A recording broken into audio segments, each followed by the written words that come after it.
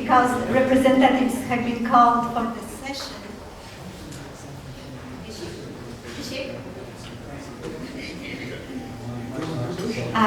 We will switch a little the program, and at this point, I would like to introduce Senator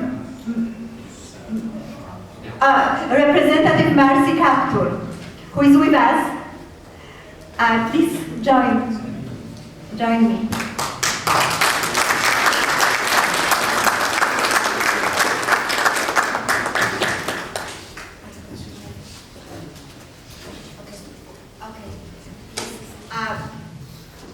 Because the Ohio division of the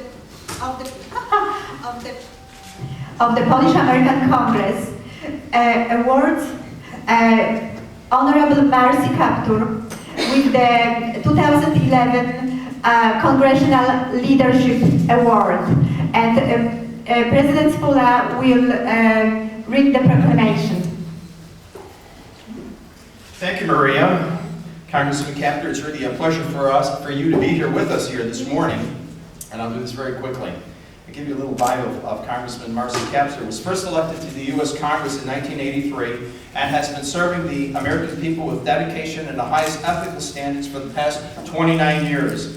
Because of her consistency and superior performance in the office, she is the most senior Democratic Congresswoman in the U.S. House of Representatives of the 112th U.S. Congress. Between 1987 and 1993, Representative Kaptur led the legislative effort to build a World War II memorial in Washington, D.C. Her determined effort came to fruition with the opening of the World War II memorial in Washington, D.C. in 2004. Coming from Polish-American heritage, Representative Marcy Kaptur demonstrates a deep understanding of the incompleteness of history with respect to European history in World War II. In recognition of her commitment to increase the understanding and appreciation of the peoples and culture of East Europe, Eurasia, and Russia, the Edmund Walsh School of Foreign Service at Georgetown University recently honored her with the Director's Award. Congratulations.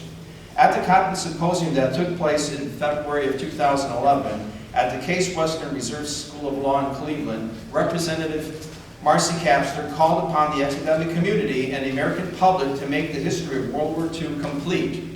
Her unique insights subsequently led her to take an unprecedented stand in calling for the accountability for long-lasting Katyn injustice. In August of 2011, Representative Marcy Kaptur, together with the Representative Daniel Lipinski, appealed to President Obama to issue an executive order for a proactive search, disclosure, and dissemination of all materials in possession of the U.S. government that related to Katyn activities. She also gave her unwavering support to bring this conference on the unfinished inquiry into the Katyn atrocity to the attention of the U.S. Congress. It is with great satisfaction and pride, therefore, that the Ohio Division of the Polish-American Congress honors Congresswoman Marcy Kaptur for her professional achievements, adherence to the highest ethical standards, and determined efforts to make the history of World War II complete. Her professional achievements make the Polish-American community very proud. Congresswoman, congratulations and best wishes on this award.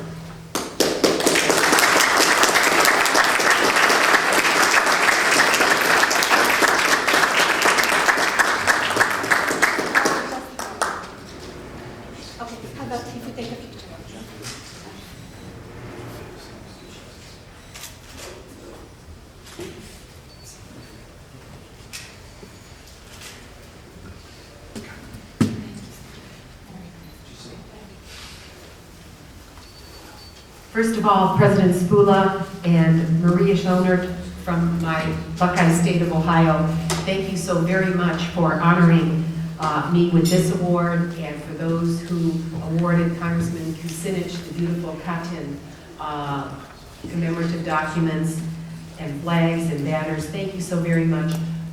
Thank you for being here today. As events happen here in the Congress, the two lights on that clock mean that I have some minimal amount of time to be with you because we have to go vote. And I'm asking my staff how many minutes we have left on the clock. 2 minutes? All right, that means I have to run really fast to get to the floor. But let me just say to you two things. Here's history that isn't known. You're here in the Congress. If you look at the most tenured, the most senior members of the House and Senate, in the House, the most senior member is Congressman John Dingell of Michigan, of Polish heritage. The most senior woman in the House is myself, of Polish American heritage. The most senior woman in the Senate is Congresswoman Senator Barbara Mikulski, and we only lack seniority there of a male. And so we have to think about that for the next generation. But I think what this says is this demonstrates the perseverance of those of Polish and Polish American heritage as great liberty lovers to persevere in liberty's cause, no matter what. Your presence here today is an indication that we understand our history. And we know that the annals of history are far from complete. I want to thank all the scholars who are here, those high-minded people who know that the search for truth is a continual sifting and winnowing, as my alma mater reminds me. And you could not be at a more important place. I just said to Mr. Spula, a few years ago in August 2009, I was in Poland, and I happened to be with the National Intelligence Director there, Mr. Sichwell, who a few months later was killed in Smolensk in that terrible plane crash. And I happened to be with him in Poland at a site called Mokra, where the Nazi tanks came across and World War II started on September 1st, 1939. And I was with people who were naturalized Americans who had fought in that campaign, and who then, because of imprisonment and torture, after World War II, ultimately became U.S. citizens. And the tragedy is that their stories are neither told, for the most part, in Poland nor here, because of the incomplete historical records. And I experienced personally, through individuals I have represented and loved, but never knew their full story. At that moment, so much became absolutely clear to me. So I want to thank those of you who are here. Maria, thank you for your great leadership. There are many here in the Congress who want to help you. Be persevering in your efforts.